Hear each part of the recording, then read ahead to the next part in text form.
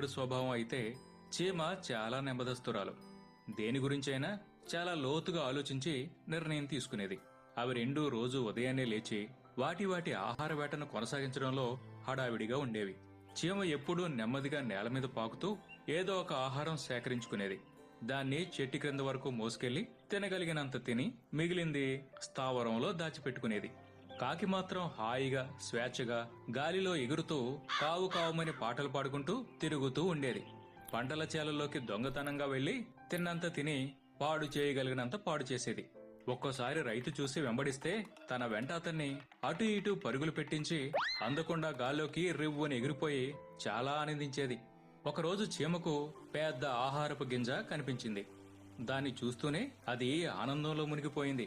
Hi, ఎంత పెద్దగా ఉందో! దీన్ని తీసుకెళ్లి భద్రంగా దాచుకుంటే నాకు చాలా రోజులకు సరిపోతుంది అనుకుని ఆ గింజను లాక్కెళ్ళసాగింది. చాలా నెమ్మదిగా నేల మీద పాకుతూ తన దేహం కంటే పెద్దదిగా ఉన్న ఆ ఆహారపు గింజను లాగలేక లాక్కుంటూ వస్తున్న చీమను చూసి కాకి పకపక నవ్వసాగింది. చీమకు కోపం వచ్చి ఓయ్ పొగరబోతు కాకి, ఎందుకు నన్ను చూసి నవ్వుతున్నావు అని ప్రశ్నించింది. నిన్ను చూస్తుంటే జాలి వేస్తున్నది. నువ్వెంత, నీ ఆకలి ఎంత? ఎందుకు ఎప్పుడు ఆహారాన్ని లాక్కు వెళ్లి గూటిలో పెట్టుకుంటూ రోజంతా శ్రమ పడుతుంటావు?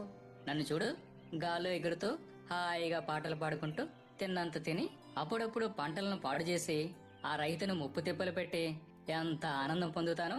నీవు అలా ఉండవచ్చు కదా, ఇన్ని కష్టాలెందుకు అన్నది. దానికి చీమ ఏమీ సమాధానం చెప్పకుండానే వెళ్లిపోయింది. కోతలు పూర్తయి పంట అంతా రైతులేళ్లకు వెళ్లిపోయింది. ఇంతలో భారీ వర్షాలు వచ్చాయి.